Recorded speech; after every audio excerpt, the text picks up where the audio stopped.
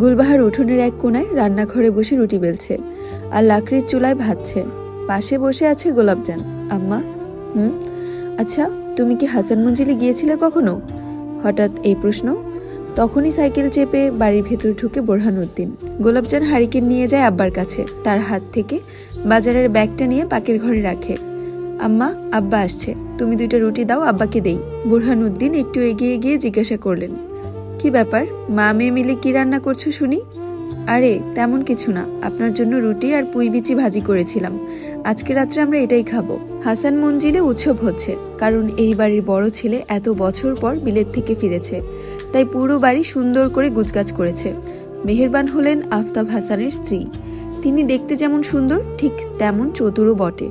পুরো মঞ্জিলটি এক হাতেই আঁকড়ে রেখেছেন, যেন ছেড়ে দিলেই কেউ ছিনিয়ে নেবেন। এই ভয় তাকে প্রতিনিয়ত কুরে কুরে খায়। এই বাড়িতে আরো 9 জন সদস্য আছে। মেহেরবানের 3 ভাইও আছে, মালেক, খালেক, রাশেদ এবং তাদের সহধর্মিনীরা পরি বিবি, আঞ্জুমান, রাজিয়া বেগম। আঞ্জুমান হলেন মালেক মিয়ার স্ত্রী। তাদের একটি মেয়েও আছে, নাম আয়না, বয়স 18 বছর। খালেক মিয়ার বউ হলেন পরি বিবি, তাদের কোনো সন্তান নেই। রাশেদ মিয়ার বউ রাজিয়া বেগম, ওনাদের 2 ছেলে আছে। একজন শহরে থাকে, 22 বছর বয়স, নাম রাকিব। আর একজন গ্রামে আফতাব হাসানের সঙ্গে সঙ্গে থাকেন, বয়স 25 বছর হবে, নাম রায়ান। হাসান মান্নাত তার কামরায় প্রবেশ করল। ঘরটি অন্দরের ঠিক পিছন দিকে, বাকিরা সবাই অন্দরের ভিতরে থাকে। মান্নাত শুধু অন্দরের পিছনে থাকে। ঘরে পা রাখতেই নাকে ভেসে ওঠে গোলাপের ঘ্রাণ। এত সুন্দর ঘ্রাণ মান্নাতকে পাগল করে প্রায়। ঘরটিতে একটি বিশাল খাট ফালানো আছে। সবার ঘরের খাট হয় 4 কোণা, আর মান্নাতের ঘরের খাটটি হলো গোল আকৃতির। ঘরের বাম পাশে বিশাল আলমারি, ঘন কারুকাজ করা। একটি ড্রেসিং টেবিল আছে, যেটা দেখলেই মনে হবে রাজকীয় ব্যাপার। ঘরের ভিতরে একটি রকিং চেয়ারও আছে, যা মান্নাত বিলেত থেকে ফেরার সময় নিয়ে এসেছে। আসবো? মান্নাত খাটের উপরে রাখা গোলাপগুলো দেখছিল। হঠাৎ মেয়েলি কণ্ঠ শুনে ঘাড় ঘুরিয়ে তাকায়। কি চাই? ফুপি আপনাকে জিজ্ঞাসা করতে বলেছে, আপনার কি কিছু লাগবে? আয়নার কথা শুনে মান্নাত তাচ্ছিল্য করে হাসে। লাগবে তো, অনেক কিছু লাগবে। কি কি দেবে তোমার ফুপি? আয়না মাথা নিচু করে বলে, আপনি যা যা চাইবেন। মান্নাত আয়নার দিকে ঝুঁকে আস্তে করে ফিসফিস করে বলে, তোমার ফুপিকে যে বলো, যা যা রেখে গিয়েছিলাম 14 বছর আগে, তা সব চাই আমার, সব। আয়না এতক্ষণ যাবৎ মান্নাতকে দেখছিল। এত আকর্ষণীয় পুরুষ কি করে হয়? মান্নাত এতক্ষণ যা যা বলেছে একটাও আয়নার মাথায় ঢুকেনি। সে শুধু হাসান মান্নাতকে দেখেই যাচ্ছে। মান্নাত তা বুঝতে পেরে সরে দাঁড়ায়। এখন যেতে পারো। আয়না কথাটা শুনলো কিনা কে জানে। সে ঘরের মধ্যে ঢুকে পড়ে। খাটের সামনে দাঁড়িয়ে ফুলগুলোর দিকে তাকিয়ে বলে, বিছানাটা এলোমেলো হয়ে আছে, ঠিক করে দেই? লাগবে না, আপনি ঘুমাবেন কিভাবে, আমি ঠিক করে দিচ্ছি। এই মেয়ে, তুমি কি বাংলা কথা বোঝো না? বের হও ঘর থেকে। আয়না মান্নাতের ধমক খেয়ে কেঁপে উঠে ভয়ে এক দৌড়ে ঘর থেকে বের হয়ে যায়। মান্নাত ঘরের দরজা দিয়ে বিছানার সামনে আসে, ফুলগুলোর দিকে তাকায়। তারপর পাঞ্জাবির পকেট থেকে একটা গোলাপ বের করে। গোলাপটার ডাটার কাঁটায় কিছুটা রক্ত লেগে আছে। তখন গোলাপজান যে ফুলের কাঁটায় পা লেগে পড়ে গিয়েছিল, সেই ফুলটি মান্নাত তার পকেটে ভরে নিয়েছিল।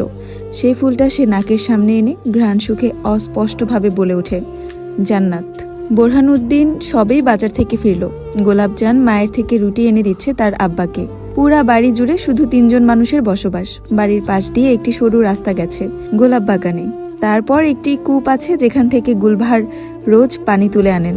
বাড়ির উঠোনে বড় বড় 2টা আম গাছ আছে। বোরহানউদ্দিন হঠাৎ বলে উঠলেন, কিরে মা, তোর পড়ালেখা কেমন চলছে? জি আব্বা, ভালো। গুলবাহার বোরহানউদ্দিনের দিকে জিজ্ঞাসু দৃষ্টিতে চেয়ে আছে। বোরহান বুঝতে পেরে বলে ওঠেন, মেয়ের বিয়ের ঘর আসতেছে বুঝলা গুলবাহার। কি বলেন এসব? মেয়ে আমার মাত্র 14 বছর, এত কম বয়সে মেয়ে বিয়ে দিব না। তোমাকে এখন দিতে বলছে কে? গঞ্জে আমার এক বন্ধু আছে, তার ছেলে মুদি দোকান সামলায়। ছেলেটা ভীষণ ভদ্র, লেখাপড়াও করেছে, এখন বাপকে সাহায্য করছে দোকানে। বলেছে সামনের বছর ছেলেকে বিয়ে করিয়ে বিলেত পাঠিয়ে দিবে। আমার গোলাপজানের কথা তো সবাই জানে, মেয়ে আমার চাঁদের টুকরা, তাই আর কি। আর তুমি তো জানোই রাখালনগরের অবস্থা। এখানে মেয়েদের 15 বছর হওয়া মানে বিয়ের বয়স পার হয়ে যাওয়া। না, তাও আমি আমার মেয়ে গোলাপজানরে এত তাড়াতাড়ি বিয়ে দিব না। মেয়ে আমার এখনও ঠিকমতো বড় হয় নাই। ঠিক ওই মুহূর্তে বাইনা বাড়িতে 4-5 জন লোক ঢুকে। সঙ্গে আসেন হাসান মান্নাত। রাতের বেলা এমন করে বাড়ির মধ্যে এত লোক দেখে বোরহানউদ্দিন ঘাবড়ে যায়। গোলাপজান ঘরে বসে হারিকেন দিয়ে পড়ছিল। পরনে তার সাদা রঙের 3 পিস, মাথায় সুন্দর করে ঘোমটা টানা। হাসান মান্নাত বাড়ির ভিতর পা রাখতেই বোরহান আর গুলবাহার রান্নাঘর থেকে বের হয় উঠোনে। গোলাপজানও হারিকেন নিয়ে বেরোয়। উঠানে পা রেখে হারিকেনটা তুলে ধরে মুখের সামনে, কে আসছে বাড়িতে দেখার জন্য। ঠিক ওই সময় হারিকেনের তেল শেষ হয়ে নিভে যায়, আর সঙ্গে সঙ্গে গোলাপজান ভয়ে চোখ খিচে বন্ধ করে ফেলে। সেই সাথে চাঁদের আলোয় গোলাপজানকে একটি পবিত্র সাদা কবুতরের মতো লাগলো হাসান মান্নাতের চোখে। বোরহান উদ্দিন তাদের দেখে এগিয়ে এলেন। সাহেব, আপনি আমাদের বাড়ি? গোলাপ নিতে এলাম। গোলাপজানের দিকে চেয়ে বলল মান্নাত। জি, আপনার বাগানের সবচেয়ে সুন্দর গোলাপটা আমার চাই। হাসান মান্নাতের পরনে ছিল কালো রঙের পাঞ্জাবি। সে দেশে আসার পর থেকে বেশিরভাগ সময় সাদা কালো রঙের পাঞ্জাবি পরে, সঙ্গে একটি করে শালও গায়ে চড়ায়। দেশের বাইরে যখন ছিল তখন প্যান্ট আর ফতুয়া পরত। বোরহান উদ্দিন মান্নাতের দিকে তাকিয়ে নিচু স্বরে বললেন, আপনাকে তো সকালেই বললাম নতুন ফুল আনবো কিনা, আপনি নিষেধ করেছিলেন। সেগুলো শেষ, আরও লাগবে। কথাগুলো বলছে বোরহানের সঙ্গে, কিন্তু দৃষ্টি তার গোলাপজানের পানে। গোলাপজান তার মায়ের পিছনে গিয়ে দাঁড়ায়। গুলবাহারও ভয়ে আছেন, তাই মেয়েকে আড়াল করে দাঁড়িয়েছে। আর শুনুন, আজকের ফুলগুলো সকালেই দিয়ে আসবেন। জি সাহেব। আমাকে সাহেব বলার প্রয়োজন নেই, আমার একটা নাম আছে, হাসান মান্নাত, সেটা ডাকলেই খুশি হব। আসি।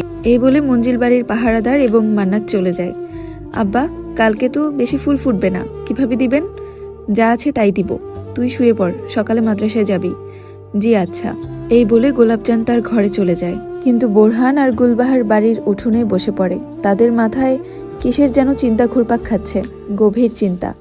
সকাল সকাল পাখি আর প্রান্ত এলো গোলাপজানকে নিতে।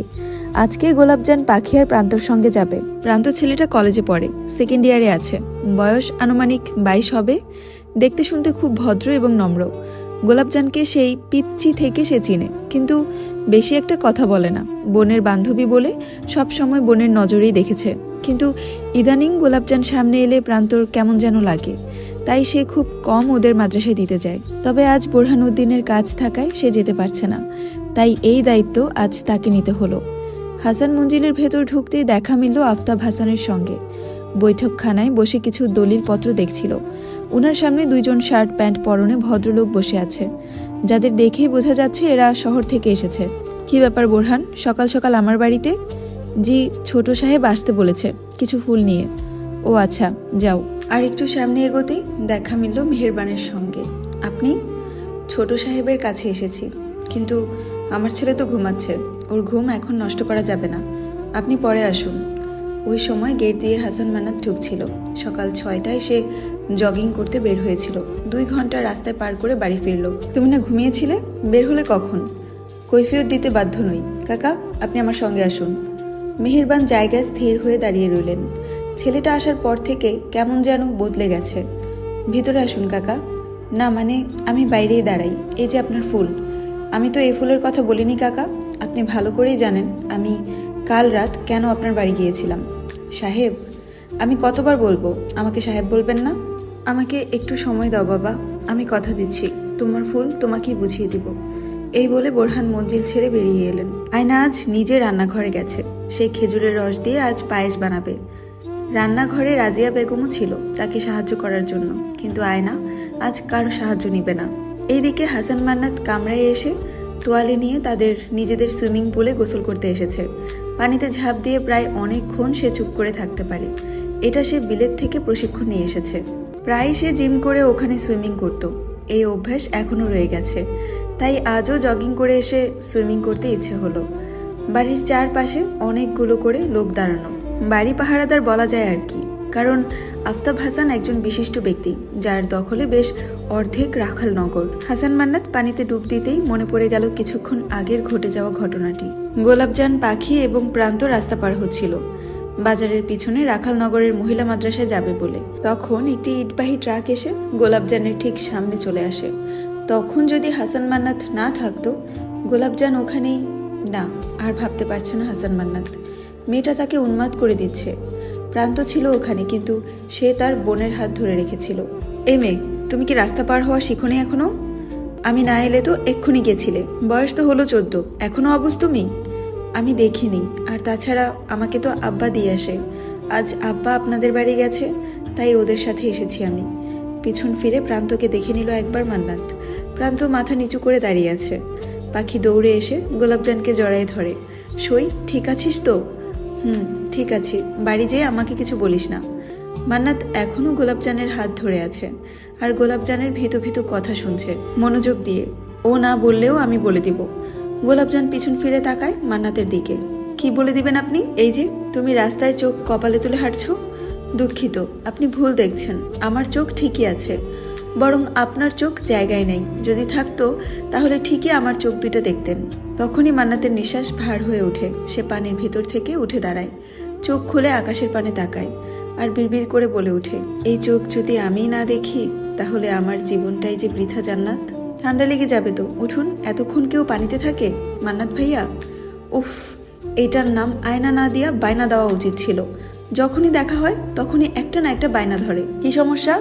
আপনাকে ফুপা ডাকছে, বলল এক্ষণ যেতে। কোথায়? বৈঠকখানায়। আসছি, যাও।